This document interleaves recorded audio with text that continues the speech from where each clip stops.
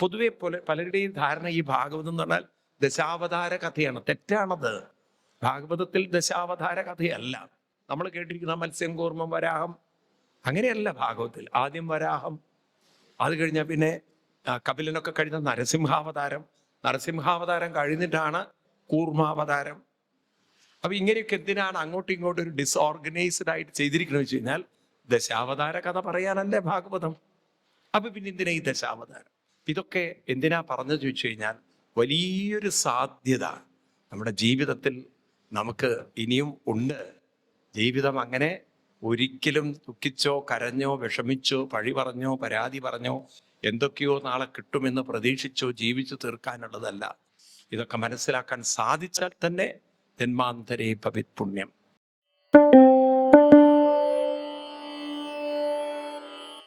സത്യവ്രതൻ എന്ന് പറയുന്ന ഒരു രാജാവ് ഒരിക്കൽ കാളിന്തിയിൽ കുളിക്കാൻ പോകുമ്പോൾ കയ്യിൽ വെള്ളം എടുക്കുന്നു, കുഞ്ഞു മത്സ്യം വീഴുന്നു, ആ മത്സ്യം വലുതാവുന്നു. കമണ്ടലൂര് ഒക്കെ വളരെ വിസ്തരിച്ച് പറയുകയാണ്. പിന്നെ ഭഗവാൻ പ്രളയം കാണിച്ചു കൊടുക്കുന്നു എന്നൊക്കെയാണ് കഥ. തിരിച്ച് കരയിലേക്ക് വരുന്ന കഥകളൊക്കെ. നമ്മുടെ പൂർവികർ വളരെ ദീർഘവീക്ഷണമൊക്കെ ഉള്ളവരാണ്. അതുകൊണ്ടാണ് ക്ഷേത്രത്തിൽ ഈ മുകളില് ഈ എന്താണ് ശ്രീകോവിലിൻ്റെ ഒക്കെ മുകളില് നിങ്ങൾ കാണാം ഈ എന്താണ് അവിടെ അങ്ങനെ താഴികക്കുടങ്ങളൊക്കെ കണ്ടില്ലേ? കാണാതിരിക്കില്ലല്ലോ. അതിൻ്റെ അകത്തൊക്കെ വിത്തുകളാണ് എടുത്തു വെക്കുക. എല്ലാ ധാന്യങ്ങളും നിറച്ചു വയ്ക്കും. അതൊക്കെ എന്തിനാന്ന് വെച്ച് കഴിഞ്ഞാൽ ഏതെങ്കിലും ഒരു കാലത്ത് എന്തെങ്കിലും പ്രളയമോ മറ്റോ വന്നു കഴിഞ്ഞാൽ വീണ്ടും വിതയ്ക്കാൻ ഇവിടെ ധാന്യങ്ങൾ ഉണ്ടാവണം. ആ ഒരു ദീർഘവീക്ഷണം പൂർവികർക്കുണ്ടായിരുന്നു. അപ്പൊ പലതരത്തിലുള്ള ധാന്യങ്ങളൊക്കെ നിറച്ച് അവരതിനെ സംരക്ഷിച്ചു വെക്കും. അപ്പൊ ഈ കഥ ഞാനൊന്ന് ചുരുക്കി പറയാം. ഈ മത്സ്യാവതാരം എന്ന് പറയുന്നത് നമ്മൾ ഇന്നത്തെ കാലത്ത് കുട്ടികൾക്ക് പറഞ്ഞു കൊടുക്കണം. പരിണാമ സിദ്ധാന്തം എന്ന മനുഷ്യന്റെ മനുഷ്യ ജീവിതത്തിന്റെ പരിണാമം എന്ത് മനുഷ്യ പരിണാമം. ഇപ്പം എന്താണ് മനുഷ്യന്റെ ജീവിതത്തിലെ പരിണാമം എന്ന് ചോദിച്ചാൽ, നമ്മളൊക്കെ ഈ ഭൂമിയിലേക്ക് വന്നത് മത്സ്യരൂപത്തിലാണ്. ഏത് രൂപത്തിലാണ്? എനിക്ക് പലപ്പോഴും ഈ ഭഗവാന്റെ നമ്മുടെ മഹർഷിവര്യന്മാരുടെ ആ ഒരു ദശാവതാര സങ്കല്പം, നമുക്ക് ശരിക്കും ദശാവതാരങ്ങളല്ല, നമുക്ക് അവതാരാഹി, എപ്പോഴും ഓർത്തോണം ആ വാക്ക്, അവതാരാഹി അസംഖ്യേയ. ആ വാക്ക് മറക്കരുത്. അവതാരങ്ങൾ കേവലം 10 അവതാരമല്ല. ആണോ? അല്ല. നമുക്ക് കപിലാവതാരമുണ്ട്, പൃഥു അവതാരമുണ്ട്, ഋഷഭാവതാരമുണ്ട്, ഇല്ലേ? ഇതൊന്നും 10 അവതാരത്തിൽ പെടുന്നതല്ലല്ലോ. ആണോ? അപ്പൊ അനവധി അവതാരങ്ങൾ. എന്നാ പിന്നെ എന്തിനാ ഈ 10 എടുത്തു പറഞ്ഞത്? പൊതുവെ പലരുടെയും ധാരണ ഈ ഭാഗവതം എന്ന് പറഞ്ഞാൽ ദശാവതാര കഥയാണ്. തെറ്റാണത്. ഭാഗവതത്തിൽ ദശാവതാര കഥയല്ല. അതും ഒരു ഓർഗനൈസ്ഡ് വേയിലല്ല ഭാഗവത്തിൽ അവതരിപ്പിച്ചിരിക്കണം. മീൻസ് നമ്മൾ കേട്ടിരിക്കുന്ന മത്സ്യം, കൂർമ്മം, വരാഹം അങ്ങനെയല്ല. ഭാഗവത്തിൽ ആദ്യം വരാഹം, അത് കഴിഞ്ഞാൽ പിന്നെ കപിലനൊക്കെ കഴിഞ്ഞ നരസിംഹാവതാരം, നരസിംഹാവതാരം കഴിഞ്ഞിട്ടാണ് പിന്നീട് നരസിംഹാവതാരം കഴിഞ്ഞിട്ടാണ് ഇന്ന് രാവിലെ കൂർമാവതാരം, അത് കഴിഞ്ഞിട്ട് ഭഗവാൻ വാമനാവതാരം, ഇനി ഇത് കഴിഞ്ഞിട്ടാണ് ശ്രീരാമാവതാരം കഴിഞ്ഞിട്ടാണ് പരശുരാമൻ. എന്ന 10 അവതാരത്തിൽ പരശുരാമൻ കഴിഞ്ഞിട്ടാണ് ശ്രീരാമൻ. ഇവിടെ നേരെ വിപരീതമാണ്. അപ്പൊ ഇങ്ങനെയൊക്കെ എന്തിനാണ് അങ്ങോട്ടും ഇങ്ങോട്ടും ഒരു ഡിസോർഗനൈസ്ഡ് ആയിട്ട് ചെയ്തിരിക്കണമെന്ന് വെച്ച് കഴിഞ്ഞാൽ ദശാവതാര കഥ പറയാനല്ലേ ഭാഗവതം. അപ്പൊ പിന്നെ എന്തിനാ ഈ ദശാവതാരം? ദശാവതാരം എന്നത് മനുഷ്യന്റെ പരിണാമവുമായി ബന്ധപ്പെട്ടതാണ്. അപ്പൊ മത്സ്യരൂപത്തിൽ മനുഷ്യൻ വരുന്നു ഭൂമിയിലേക്ക്. ഇന്ന് നോക്കൂ, ബീജാണുക്കളെ നോക്കി കാണുമ്പോൾ മൈക്രോസ്കോപ്പിലൂടെ നോക്കിക്കഴിഞ്ഞാൽ സൈഗോട്ട് എന്ന് പറയും. മത്സ്യരൂപത്തിലാണ് ഈ ബീജാണുക്കൾ സഞ്ചരിക്കുക. കേട്ടിട്ടുണ്ടോ ആരെങ്കിലും? മത്സ്യരൂപത്തിൽ ബീജം അണ്ടത്തിനെ നോക്കി സഞ്ചരിക്കുന്നു. ഇപ്പൊ നമ്മുടെ യാത്ര തുടങ്ങുന്നത് ഏത് രൂപത്തിലാ? മത്സ്യരൂപത്തിലാ. നിങ്ങൾക്ക് നിഷേധിക്കാൻ പറ്റില്ല. സയൻസാണത്. അമ്മയുടെ ഗർഭപാത്രത്തിലെത്തി ആ കുട്ടി ആ കൂർമാവതാരത്തിൽ കിടക്കണം. അമ്മയുടെ വയറ്റിൽ വെള്ളത്തിലാണ് കിടക്കുന്നത്, അമ്നിയോട്ടിക് ഫ്ലൂയിഡ്. എന്നാൽ കരയിലേക്ക് കൂടി വളരാൻ പറ്റുന്ന രീതിയിൽ ആ വളർച്ച. അപ്പം ആമ എന്ന് പറയുമ്പോൾ വെള്ളവും കരയും ചേർന്ന ജീവിതത്തിലേക്ക് പരിണമിക്കുക. അതാണല്ലോ പരിണാമത്തിന്റെ ഘട്ടം, വെള്ളത്തിൽ നിന്നും കരയിലേക്ക്. അത് കഴിഞ്ഞ് ഭൂമിയിലേക്ക് വന്നു വരാഹമാര്. കുട്ടികൾ നോക്കിക്കോളൂ, പന്നീർ അതേപോലെ തന്നെ എന്ത് കിട്ടിയാലും അതിലേക്കാണ് കഴിക്കുക. അതായത് തൻ്റെ ജീവനം ഭൂമിയാണ്, ഈ ഭൂമിയാണ് തൻ്റെ ജീവനമെന്ന്, അതായത് ജീവൻ നിലനിർത്തേണ്ട കേന്ദ്രം. അതിനുള്ള ഇര എവിടെ തേടണം? ഈ ഭൂമിയിൽ തേടണം. അതെന്തോ കുട്ടിക്ക് ആ ഒരു പ്രേരണ ഉള്ളിൽ നിന്ന് വരുന്നു. വരാഹം ഭൂമിയെ ആശ്രയിച്ച് ജീവിക്കുന്ന ജീവിയാണ്. പിന്നീട് അത് കഴിഞ്ഞിട്ട് മനുഷ്യനിലേക്കുള്ള പരിണാമം വരുമ്പോഴാണ് ഇവിടെ നരസിംഹം വരുന്നത്. ആനിമലിസത്തിലും ഹ്യൂമനിസത്തിലും ചേർന്നിട്ടുള്ള അവതാരം.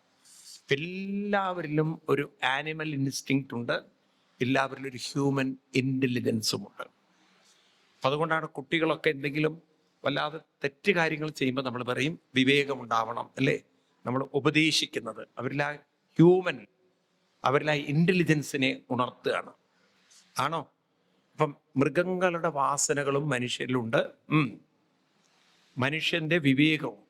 ഇപ്പം നോക്കൂ, പല കാര്യങ്ങളും ഭക്ഷണം കഴിക്കുന്ന കാര്യത്തിൽ ഏത് കഴിക്കണം കഴിക്കരുത് എന്നൊരു വിവേകം മനുഷ്യനില്ലെങ്കിൽ മനുഷ്യൻ അപകടത്തിലാവും. ആണോ?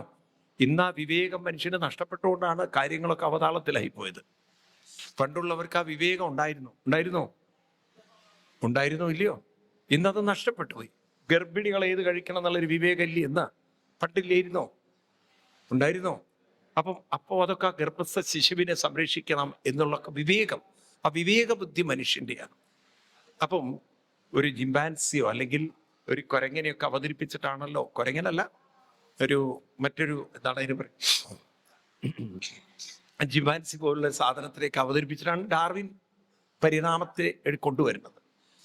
അത് കഴിഞ്ഞ് മനുഷ്യൻ്റെ ഇതിലേക്ക് വരുമ്പോൾ ഡാർഫ്, ഏറ്റവും ഉയരം കുറഞ്ഞ ഒരു രൂപത്തെയാണ് ഡാർവിൻ അവതരിപ്പിച്ചിരിക്കുന്നത്. അദ്ദേഹത്തിൻ്റെ പരിണാമ സിദ്ധാന്തം ഇവിടെ എക്സാക്ട്ലി നമുക്ക് കാണാൻ പറ്റും. വാമനാവതാരം. നോക്കൂ, നിങ്ങൾ ഡാർവിൻ ഭാഗവതം വായിച്ചിട്ടില്ല, പക്ഷെ ഡാർവിൻ പറഞ്ഞ ആ റിസർച്ച് ചെയ്ത ആ വഴിയിലൂടെ പോകുമ്പോൾ ഓൾമോസ്റ്റ് നമ്മുടെ വ്യാസഭഗവാനും അതിനോടൊക്കെ ചേർന്നുകൊണ്ടുള്ള ഒരു അവതാര സങ്കല്പങ്ങളാണ് വച്ചിരിക്കുന്നത്. ആണോ? മനസ്സിലാവുണ്ടോ നിങ്ങൾക്ക്?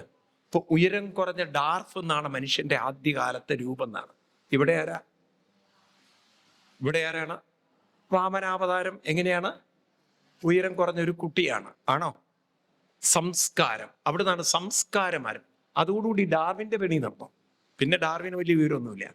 ഡാർവിൻ പറഞ്ഞു, ഇനി എനിക്കൊരു ഒന്നും അറിയില്ല, മനുഷ്യന്റെ ഇത്ര എത്തിയത്. അവിടെയാണ് അടുത്ത അവതാരം പരശുരാമാവതാരം. അപ്പൊ പരശുരാമന്റെ കയ്യിൽ മഴു. ഇതെറിഞ്ഞ് കേരളം ഉണ്ടായത് എടുക്കരുത് നിങ്ങൾ, ഇങ്ങനെയൊന്നൊരു ധാരണയിൽ പോരുത്. കാട് പിടിച്ച കേരളത്തെ ഒരുപക്ഷെ വാസയോഗ്യമാക്കിയത് പരശുരാമന്റെ കാലത്ത്. അപ്പൊ ഒരു സിവിലൈസേഷൻ നടത്താം. അപ്പൊ മനുഷ്യന്റെ ബുദ്ധി കൊണ്ട് മനുഷ്യനെ കാട്ടിൽ നിന്നും മനുഷ്യൻ നാട്ടിലേക്ക്, അല്ലെങ്കിൽ കാട് പ്രദേശത്തെ മനുഷ്യൻ നാടാക്കി മാറ്റി ഒരു വികാസം ഉണ്ടാക്കാനുള്ള മനുഷ്യന്റെ ബുദ്ധി. ചുരുക്കി പറഞ്ഞാൽ, മനുഷ്യനായി പരിണമിച്ചാൽ ഇനിയുള്ള പരിണാമം അവൻ്റെ ബുദ്ധിതലത്തിലും മാനസിക തലത്തിലുമാണെന്ന് ഓർമ്മിപ്പിക്കുന്ന അവതാരമാണ് ആര്? പരശുരാമൻ. അതിനുള്ള ആയുധമാണ് ഏത്? മഴു. ഇന്നാണ് പരശുരാമൻ വരികയാണെങ്കിൽ ലാപ്ടോപ്പായിട്ടായിരിക്കും വരുന്നുണ്ടാവുക. കാരണം ഇന്നത്തെ കാലത്ത് അവൻ അടുത്തൊരു സ്റ്റേജ് ഓഫ് ഗ്രോത്തിന് മനുഷ്യൻ ഇനി കമ്പ്യൂട്ടറുകളായിരിക്കും ആവശ്യം വരിക, അല്ലേ? ഇനി അടുത്ത അവതാരമാണ് ആര്? ശ്രീരാമാവതാരം. അപ്പൊ അവിടെ ധർമ്മബോധം, മനുഷ്യരുടെ ഇടയിൽ നിയമങ്ങൾ, ധർമ്മ നിയമങ്ങൾ. അതെന്താണ്? ഓരോരുത്തരുടെയും വ്യക്തി സ്വാതന്ത്ര്യം നിലനിർത്തോടൊപ്പം മറ്റുള്ളവരുടെ കാര്യത്തിൽ അനാവശ്യമായി ഇടപെടരുത്. എല്ലാവർക്കും അവരവരുടെയായിട്ടുള്ള ഒരു സ്പേസ്, ഒരു ധർമ്മബോധം ഉണ്ടാവണം. ഈ ധർമ്മബോധം തെറ്റിച്ചപ്പോഴാണ് ഇവിടെ ഭാര്യയെ അമ്പ് ചെയ്ത് കൊല്ലേണ്ടി വന്നത്. സുഗ്രീവന്റെ ഭാര്യ എടുത്തു കൊണ്ടുപോയത് കൊണ്ടാണ് ശിക്ഷ കൊടുത്തത്. ആണോ? രാവണനെ കൊല്ലേണ്ടി വന്നത് രാമന്റെ ഭാര്യയെ അപഹരിച്ചുകൊണ്ട്. അപ്പൊ മറ്റുള്ളവരുടെ കാര്യത്തിൽ അനാവശ്യമായി ഇടപെട്ടുകൊണ്ട് പ്രശ്നങ്ങൾ ഉണ്ടാക്കുമ്പോൾ, ഒരു ധർമ്മ വ്യവസ്ഥ തെറ്റിക്കുമ്പോൾ അങ്ങനെയുള്ളവരെ നിലക്കി നിർത്തണം. അപ്പൊ ഒരു ധർമാചരണം നടത്തുന്ന ധർമ്മബോധമുണ്ടെങ്കിലേ കോ എക്സിസ്റ്റൻസ് ഇവിടെ ഉണ്ടാവുള്ളൂ, ഇവിടെ ഒരു കോപ്പറേറ്റീവ് എക്സിസ്റ്റൻസ് ഉണ്ടാവുള്ളൂ എന്ന് സമൂഹത്തെ പഠിപ്പിക്കുന്ന അവതാരമാണ് ആര്? രാമാവതാരം. അത് കഴിഞ്ഞാൽ പിന്നെ അടുത്തത് ബലരാമനാണ്. ബലരാമസ്വാമി കൃഷിയാണ്. നമുക്ക് കാട്ടിൽ നിന്നുള്ള വിഭവങ്ങൾ പോരാ, മനുഷ്യന് കഴിക്കാൻ, പോപ്പുലേഷൻ കൂടുന്നതിനനുസരിച്ച് മനുഷ്യന് കഴിക്കാൻ സാധനങ്ങൾ വേണം. അപ്പം അത് കൃഷി ചെയ്ത് വികസിപ്പിച്ചെടുക്കണം എന്ന് ഓർമ്മിപ്പിക്കുന്ന അവതാരമാണ് ആര്? മനുഷ്യന്റെ വികാസം നിങ്ങൾ നോക്കൂ, മനുഷ്യന് പലതും സൃഷ്ടിക്കാനുള്ള, ക്രിയേറ്റ് ചെയ്യാനുള്ള, അല്ലെങ്കിൽ വികസിപ്പിച്ചെടുക്കാനുള്ള കഴിവുണ്ട്. മനുഷ്യന്റെ ഉള്ളിൽ ഇതാണ് പരിണാമം. അത് കഴിഞ്ഞ് കൃഷ്ണാവതാരം. കൃഷ്ണന്റെ ജീവിതത്തിൽ മനുഷ്യന്റെ മനസ്സിന്റെ വികാസം ആണ് കൃഷ്ണൻ. മനസ്സിന്റെ വികാസത്തിലാണ് കലകൾക്കുള്ള സ്വാധീനം. മനസ്സിന്റെ വികാസത്തിലാണ് മനുഷ്യന്റെ സംഗീതം, നൃത്തം തുടങ്ങിയ കാര്യങ്ങൾ. അതേപോലെ തന്നെ ആത്മീയതയിലൂടെയുള്ള സമചിത്തത. ഈ കാര്യങ്ങളൊക്കെ എങ്ങനെ പ്രായോഗികമായി ജീവിതത്തിൽ കൊണ്ടുവരാം എന്ന മനസ്സിന്റെ പരിണാമത്തിന്റെ വികാസത്തിന്റെ ദൃഷ്ടാന്തമാണ് ഭഗവാൻ, പറയൂ, കൃഷ്ണൻ. മനസ്സും ബുദ്ധിയും ഒരുപോലെ സമന്വയിപ്പിച്ച് ഇതിനെ രണ്ടിനെയും ഒരുമിച്ച് വികസിപ്പിക്കാൻ മനുഷ്യന് സാധിക്കുമെന്ന് തെളിയിച്ച അവതാരമാണ് കൃഷ്ണാവതാരം. ഇപ്പൊ നമ്മളൊക്കെ എന്ന് പറയുന്നത് ഓൾമോസ്റ്റ് പോളിയോ ബാധിച്ച, ഒരു കാലിൽ പോളിയോ, ഒരു കാലിൽ മന്ദും ഉണ്ടെങ്കിൽ എങ്ങനെയിരിക്കും? ഒരാളുടെ ഒരു കാലിൽ മന്ത്, മറ്റൊരു കാലിൽ പോളിയോ ബാധിച്ചാൽ എങ്ങനെയിരിക്കും നടത്തം? ഒരു കാല് ആനയുടെ കാല് പോലെ, മറ്റേ കാല് എല്ലിച്ചിട്ടൊരു കാല്. ഇയാളോട് നടക്കാൻ പറഞ്ഞാൽ എങ്ങനെയിരിക്കും? ഇതാണ് ഇന്നത്തെ തലമുറകളുടെ അവസ്ഥ. ബുദ്ധിപരമായ ഒരുപാട് അറിവുകൾ, ഇൻഫർമേഷൻ, എന്നാൽ മാനസികമായി വളരെയധികം ദുർബലത. ശരിയാണോ? ശരിയാണോ? അപ്പൊ ബുദ്ധിപരമായി എന്തൊക്കെയോ അക്കാഡമിക് ഇൻഫർമേഷൻ ഉണ്ട്, കുറെ നോളജ് ഉണ്ട്, ഗൂഗിൾ നോളജ് ഉണ്ട്, മനസ്സിലായില്ലേ? പക്ഷെ മാനസികമായി വളരെയധികം പോളിയോ ബാധിച്ചിരിക്കുക. ചെറിയൊരു കാറ്റ് തട്ടിയാൽ, പ്രശ്നം തട്ടിയാൽ ആത്മഹത്യ. അതായത് ഇന്ന് ടീച്ചർ ആത്മഹത്യ എന്ന വാർത്തയാണ് രാവിലെ പത്രത്തിലുള്ളത്. ടീച്ചറാണ് പഠിപ്പിച്ചു കൊടുക്കേണ്ട ജീവിതത്തെക്കുറിച്ച്. ആ ടീച്ചറേ തൂങ്ങിച്ചാവും. ഒരു തമാശയായിട്ടൊരു കഥ പറയും. വീട്ടിൽ രാവിലെ തന്നെ അമ്മ വിളിക്കുക, അപ്പോ എണീക്കടാ, സമയായി, സ്കൂളിൽ പോണ്ടേ, നീ എന്തെങ്ങനെ അലസനായി കിടക്കണത്? എണീക്ക്, നീ കുളിച്ച് തയ്യാറാവ്, നീ സ്കൂളിൽ പോണ്ടേന്ന്. അപ്പൊ ഇത് റോഡിൽ കൂടെ പോകുന്നവർ വിചാരിക്കുന്നത് ചെറിയ കുട്ടി എന്തോ രാവിലെ ഇങ്ങനെ മടി പിടിച്ച് കിടക്കുകയാണ്, അതുകൊണ്ടാണ് അമ്മ വിളിക്കുന്നത്. ഈ അമ്മ വിളിക്കുന്നത് 52 വയസ്സുള്ള ഹെഡ് മാസ്റ്ററെയാണ്, സ്കൂളിലെ ഹെഡ് മാസ്റ്ററെയാണ്. ആലോചിച്ച് നോക്കൂ, 52 വയസ്സുള്ള ഒരാളെയാണ് അപ്പോ രാവിലെ എണീക്കടാ, സമയമായിരിക്കണോ, സ്കൂളിൽ പോണ്ടേന്ന്. എന്താ പറയുക? ഇതാണ് നമ്മുടെ ഇപ്പോഴത്തെ ഒരു അവസ്ഥ. അപ്പോ ഭഗവാൻ ശ്രീകൃഷ്ണൻ മനസ്സിന്റെയും ബുദ്ധിയുടെയും സമത്വം, അതിൻ്റെ ഒരു എന്താണ്, രണ്ടിൻ്റെയും ഒരു അതിൻ്റെ ഒരു സന്തുലിതാവസ്ഥ, ബാലൻസ്ഡ് മൈൻഡ്, ഇത് കാണിച്ചു തന്ന അവതാരമാണ്. ഇനി 10ാമത്തെ അവതാരം കൽക്കിയല്ല. വാസ്തവത്തിൽ 10ാമത്തെ അവതാരം ബുദ്ധനാണ്. ഭാഗവതത്തിൽ ബുദ്ധനൊരു അവതാരമാണ്. 23 അവതാരങ്ങളിൽ ഭാഗവതത്തിൽ 1-ാം സ്കന്ധത്തിൽ 3-ാം അധ്യായത്തില് 23ാമത് ശ്ലോകത്തിൽ ഭഗവാൻ ബുദ്ധനെയാണ് അവതരിപ്പിച്ചിരിക്കുന്നത്. ബുദ്ധോ നാമന അജനസുത എന്ന് പറഞ്ഞിട്ടാണ് അവതരിപ്പിച്ചിരിക്കുന്നത്. ഇന്ന് നിങ്ങൾ രാമക്ഷേത്രത്തിൽ പോയാൽ, അയോധ്യയിൽ പോയാൽ, ശ്രീരാമസ്വാമിയുടെ ആ വിഗ്രഹം ഉണ്ടാക്കിയപ്പോൾ, അതിനൊരു പ്രഭാവലയം ഉണ്ടാക്കുമ്പോൾ, ആ പ്രഭാവലയത്തില് അവതാരങ്ങളെ കൊത്തിവെച്ചപ്പോൾ 10ാമത്തെ അവതാരമായി കൊത്തിവെച്ചിരിക്കുന്നത് ബുദ്ധനെയാണ്. മനസ്സിലായില്ലേ? അഷ്ടപതി എഴുതിയ ജയദേവ കവികളും 10ാമത്തെ അവതാരമായി എഴുതി വെച്ചിരിക്കുന്നത് ബുദ്ധസ്വരൂപ ജയദേവഹരേ, ബുദ്ധരൂപത്തിലിരിക്കുന്ന ഭഗവാനെയാണ്. അപ്പം ബുദ്ധൻ 10ാമത്തെ അവതാരമാണെന്ന് പറയാൻ കാരണം പൂർണ്ണതയുടെ അവതാരം എന്ന് വെച്ചാൽ ബോധോദയം ഉണർന്ന അവതാരമാണ് ആര്? മനുഷ്യ ജീവിതത്തിൻ്റെ ആത്യന്തിക ലക്ഷ്യം ബോധോദയമാണ്, പൂർണ്ണതയാണ്, ബ്രഹ്മപ്രാപ്തിയാണ്. മനസ്സ് പൂർണ്ണമായി അതിൻ്റെ പൂർണ്ണത്വത്തിലേക്ക് അലിയണം. ഇതാണ് ബോധോദയം. ഇതിനാണ് മനുഷ്യൻ ഭൂമിയിൽ വന്നതെന്ന് ഡാർവിൻ അറിയില്ല, ഭാരതീയർക്കറിയാമായിരുന്നു. അതുകൊണ്ട് ഡാർവിൻ നിർത്തിവെച്ചിടത്തുനിന്ന് നമ്മളാണ് തുടങ്ങേണ്ടത്. നമ്മുടെ കുട്ടികൾക്ക് അറിയണം, evolution is for final transformation of life and evolution is for the ultimate enlightenment of life. അതാണ് ജീവിതത്തിൻ്റെ ഒരു പ്രകാശത്തിലേക്ക് ഉണരുക, ഒരു പൂർണ്ണത്വത്തിലേക്ക് ഉയരുക, ബ്രഹ്മത്വത്തിലേക്ക് ഉയരുക. അതാണ് നമ്മുടെ ഋഷിവര്യന്മാരെഴുതി ബ്രഹ്മനിർവാണം. എന്താ വാക്ക്?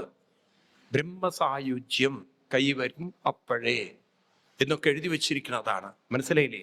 അങ്ങനെ ഒരു തലത്തിലേക്ക് മനുഷ്യന്റെ മനസ്സിന് പടിപടിയായി എത്താൻ സാധിക്കുമെന്ന് തെളിയിച്ച ഒരു നാടിൻ്റെ ഒരു സന്താന പരമ്പരകളാണ്, അല്ലെങ്കിൽ അവിടുത്തെ ഒരു ജന്മം കൊണ്ട് ഇവിടെ ജീവിക്കാൻ ജന്മം കിട്ടിയ ആളുകളാണ് നമ്മൾ. ഇത് നമ്മൾ അറിഞ്ഞില്ലെങ്കിൽ നമുക്കൊരു നഷ്ടമാണ്. അപ്പം അതുകൊണ്ട് ഇവിടെ ഒന്നിനെ ഓർത്തും ദുഃഖിക്കുകയോ കരയുകയോ വിഷമിക്കുകയോ പരിഭവപ്പെടുകയോ വേണ്ട. ചലിക്കുക മുന്നോട്ട്. എപ്പോഴും നമ്മളോട് പറയണം, മുന്നോട്ട് നീങ്ങുക. Don't look back. കരയരുത്, വിഷമിക്കരുത്. എന്ത് തന്നെ നഷ്ടം വന്നാലും ഇവിടെ തളർന്നിരിക്കേണ്ട ഒരു പ്രശ്നമേ ഇല്ല. ആകെ ചെല്ലൂ, മുന്നോട്ട് പോകും, മുന്നോട്ട് നോക്ക്, അല്ലേ? ഇത് നമ്മൾ പറഞ്ഞുകൊണ്ടേയിരിക്കണം. കൂടെയുള്ളവർ പോവാം, പക്ഷേ നമുക്ക് ബ്രഹ്മപ്രാപ്തി, ബ്രഹ്മസായുജ്യം, ബ്രഹ്മത്വം ഇത് കൈവരിക്കണം. ഇതിലേക്ക് എത്തിയിട്ടില്ലെങ്കിൽ വീണ്ടും മനുഷ്യനൊരു പുനർജന്മമുണ്ടെന്ന് ഓർമ്മിപ്പിക്കുന്ന അവതാരമാണ് 11ാമത്തെ കൽക്കി അവതാരം. കൽക്കി പുനർജന്മത്തിൻ്റെ അവതാരമാണ്. അതുകൊണ്ട് 11ാമത്തെ അവതാരമായ കൽക്കി, അത് കൽക്കി 11ാമത്തതാണ്, ശരി, 10 അത് പുനർജന്മമുണ്ട്. കാരണം പൂർണ്ണതയിലേക്ക് എത്തുന്നത് വരെ വീണ്ടും പുനരാവർത്തി, വീണ്ടും എന്ത് ചെയ്യണം? പൂർണ്ണത കൈവരിക്കുന്നത് വരെ ആ ചക്രത്തിലൂടെ കടന്നു പോകണം എന്നത് നമ്മളെ ഓർമ്മിപ്പിക്കുകയാണ്. ഇതൊക്കെ എന്തിനാ പറഞ്ഞു ചോദിച്ചു കഴിഞ്ഞാൽ, വലിയൊരു സാധ്യത നമ്മുടെ ജീവിതത്തിൽ നമുക്ക് ഇനിയും ഉണ്ട്. ജീവിതം അങ്ങനെ ഒരിക്കലും ദുഃഖിച്ചോ കരഞ്ഞോ വിഷമിച്ചോ പഴി പറഞ്ഞോ പരാതി പറഞ്ഞോ എന്തൊക്കെയോ നാളെ കിട്ടുമെന്ന് പ്രതീക്ഷിച്ചോ ജീവിച്ചു തീർക്കാനുള്ളതല്ല. ഇവിടെ ജപിച്ചും അനുഷ്ഠിച്ചും മനസ്സിനെ പാകപ്പെടുത്തി അതിൻ്റെ ഉറവിടത്തിലേക്ക്, സോഴ്സിലേക്ക്, അത് വന്നിടത്തേക്ക് അതിനെ തിരിച്ചെത്തിക്കുക എന്നുള്ള ഒരു വലിയ മഹാദൗത്യമാണ് നമുക്ക് ഓരോരുത്തർക്കും ഉള്ളത്. ഇതൊക്കെ മനസ്സിലാക്കാൻ സാധിച്ചാൽ തന്നെ ജന്മാന്തരേ ഭവിത് പുണ്യം.